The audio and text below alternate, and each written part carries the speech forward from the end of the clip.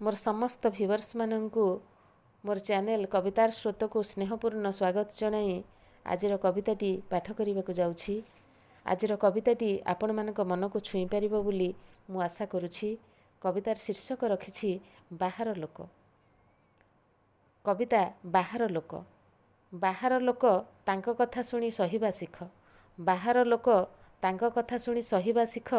तांको कथा शुणी ठिया हुओ नाही, उजागर रख निज विवेक। शोइले कहिबे अलसुआटा, शोइले कहिबे अलसुआटा, बसिले कहिबे अविवेकीटा, खटिले कहिबे अति लोभीटा, बुलिले कहिबे बार बुलाटा। बाहर लोक तांको कथा शुणी सहिबा शिख। भल काम कले खुण बाछिबे, भल काम कले खुण बाछिबे, मंद काम कले आड़ेई जिबे, सत कहिदेले कुहालियाटा, नीरव रहिले निर्बुद्धियाटा।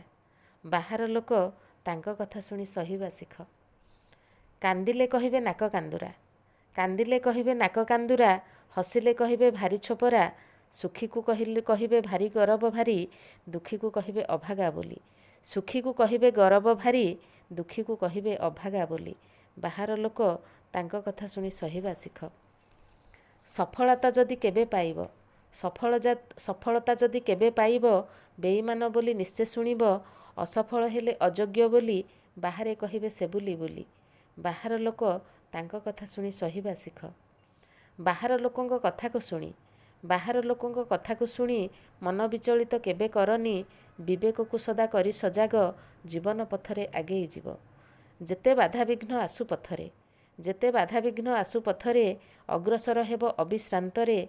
बाहर लोक सज माछरे भी बाछिबे पोक, बाहर लोक।